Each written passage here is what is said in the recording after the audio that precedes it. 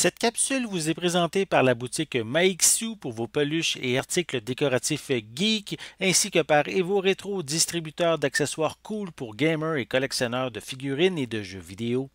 Bonjour, ici Caroline pour tinetechno.com et aujourd'hui je vais vous parler du film OSS 117 Alerte rouge en Afrique noire ou Bon baiser d'Afrique au Québec, sorti au Festival de Cannes le 17 juillet 2021 et en salle de cinéma le 4 août 2021. Réalisé par Nicolas Bédos et distribué par Mandarin Cinéma, Gaumont, M6 Film et AZ Film. Il s'agit du 11e film mettant en scène le personnage d'OSS 117 et le troisième volet de la saga parodique portée par l'acteur Jean Dujardin. On a pu le voir dans ses deux premiers films, Le Caire nid d'espion en 2006 et Rio ne répond plus en 2009, qui eux étaient réalisés par Michel Hazanavicius. En 1981, Hubert Bonisseur de Labatte, de retour en France après une mission, se fait transférer, bien malgré lui, à un travail de bureau.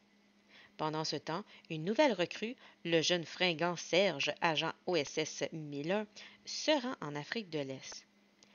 Quelques semaines plus tard, Hubert doit aller sauver la recrue en Afrique et poursuivre sa mission, qui est d'aider le dirigeant à combattre des rebelles dans le cadre de France-Afrique, sans trop effriter les Africains.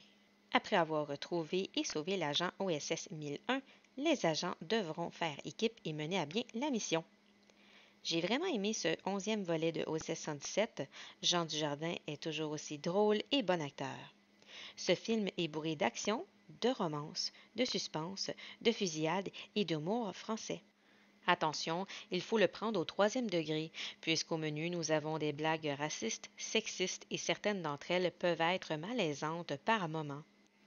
Il s'agit d'une bonne comédie d'espionnage qui parodie les films à la James Bond, Agent 007.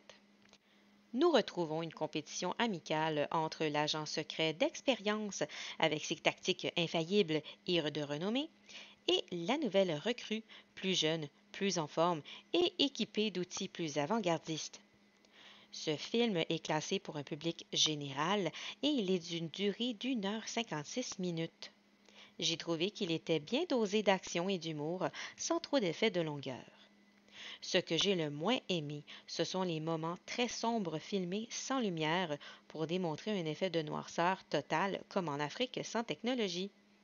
Je comprends l'idée, mais c'est tout de même un film où les jeux d'acteurs est important et lorsqu'on a de la difficulté à distinguer les visages de ceux-ci dans une scène dramatique, le message peut être mal véhiculé. En conclusion, ce fut un bon divertissement, mais pour un public averti.